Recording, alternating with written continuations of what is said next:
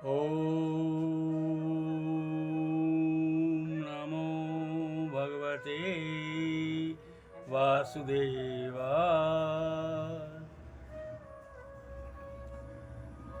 प्रिय दोस्तों, जय श्री कृष्णा। मैं एल.बी. कौशिक आज आपको पंचम वेद श्रीमद् भगवद गीता के अध्याय 3 कर्म योग से श्लोक नंबर 42 का विवरण व्याख्यान प्रस्तुत करने जा रहा हूं। मित्रों, भगवान श्री कृष्ण ने अर्जुन को विगत खंडों में बताया कि हे पार्थ, हे भरतश्रेष्ठ, तुम अपनी इंद्रियों पर काबू करो। इंद्रियों पर विजय प्राप्त करोगे तो अवश्य ही सफलता मिलेगी।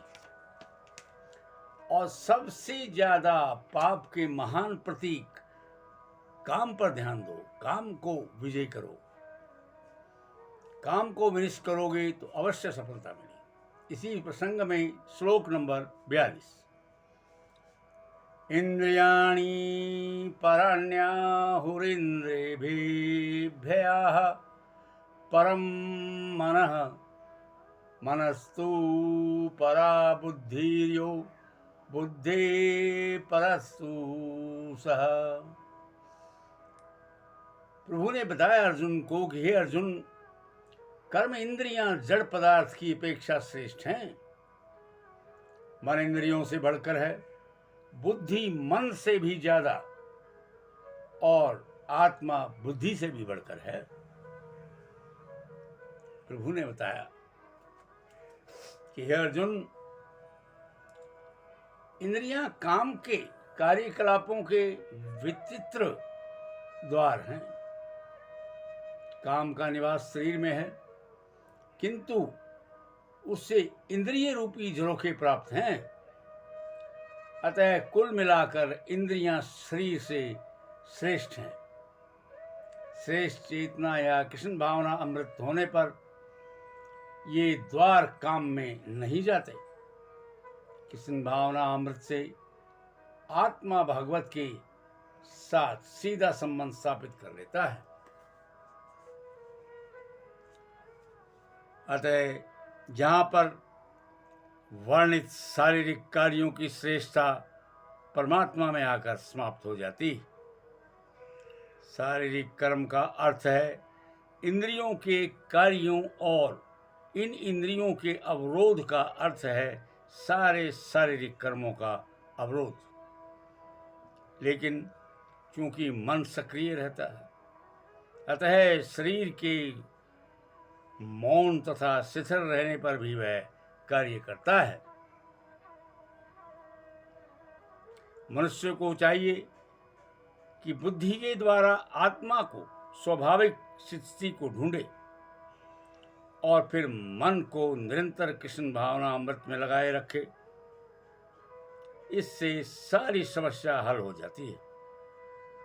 सामान्यतः नवदीक्षित अध्यात्मवादी को इंद्रिय विषयों पर दूर रहने की सलाह दी जाती है, क्योंकि इनके साथ साथ मनुष्य को अपनी बुद्धि का उपयोग करके मन को कृष्ण भावना अमृत में लगाना है, तो मन स्वतः सशक्त हो जाता है। और यद्यपि इंद्रियां स्वयं अशक्त हो जाती हैं, यद्यपि आत्मबुद्धि मन तथा इंद्रियों का भी स्वामी है, तो भी वह जब तक कृष्ण की संपत्ति द्वारा कृष्ण भावना अमृत से सुदृढ़ नहीं कर दिया जाता, तब तक चलायमान मन के कारण नीचे गिरने की पूरी संभावनाएं बनी रहती हैं। मित्रों, भगवान ने बताया कि कर्म इंद्रियां जड़ पदार्थ से श्रेष्ठ हैं। मन इंद्रियां बढ़कर हैं, बुद्धि मन से भी उच्च है, परंतु हे पार्थ, यह आत्मा बुद्धि से भी बढ़कर है। दोस्तों, इस प्रकार प्रभु ने कहा, हमें समझाया कि मनुष्य की इंद्रियां और आत्मा के बीच में क्या अंतर है। दोस्तों, इस प्रकार मैंने आपको श्लोक नंबर 42 का विवरण व्याख्यान वीडियो द्वारा प्रस्तुत किया है। कृपया पसंद करें, अपने दोस्तों को प्रेषित करें। धन्यवाद दोस्तों। जय हिंद, जय भारत।